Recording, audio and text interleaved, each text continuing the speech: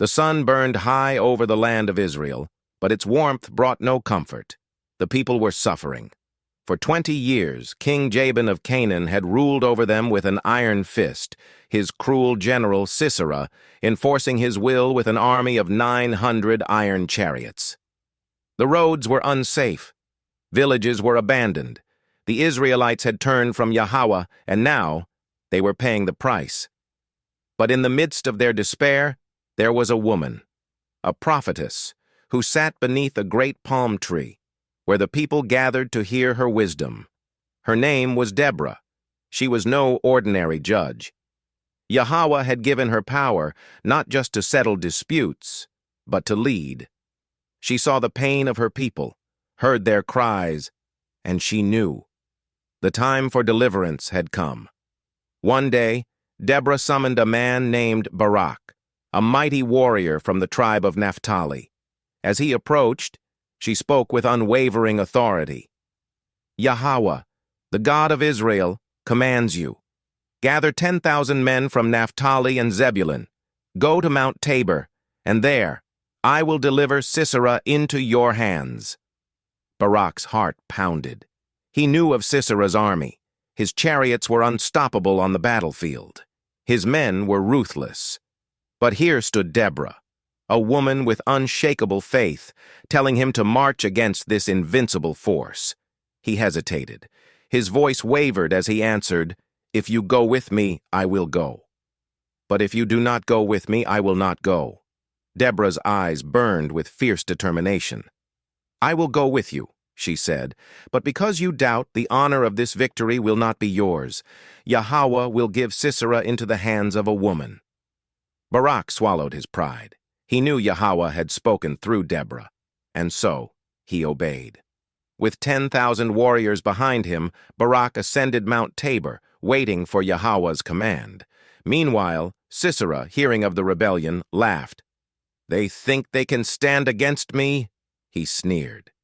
He ordered his 900 chariots to roll into battle, their wheels gleaming under the sun, their iron frames crushing the earth beneath them. Sisera's army moved like an unstoppable force. Dust billowed into the air, war cries echoed across the plains. The Israelites held their ground, watching, waiting, and then it happened.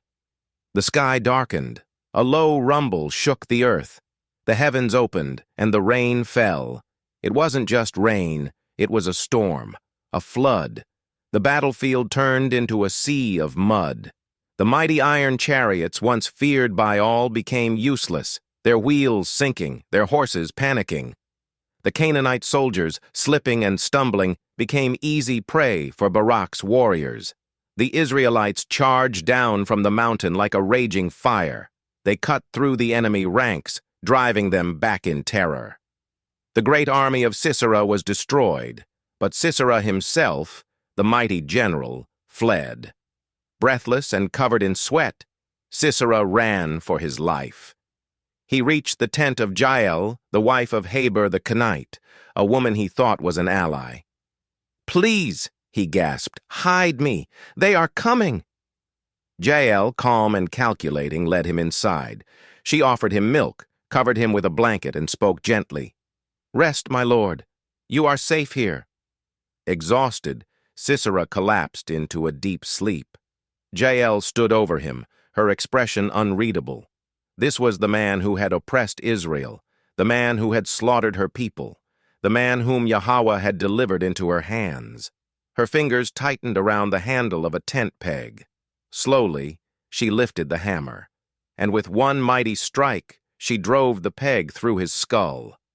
The great general, feared by all of Israel, was dead.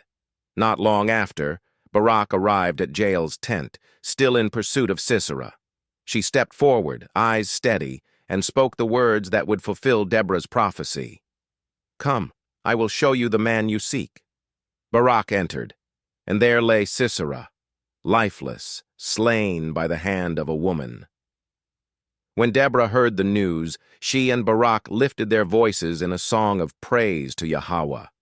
They sang of his power, of the storm that crushed the enemy, of the warriors who rose to fight.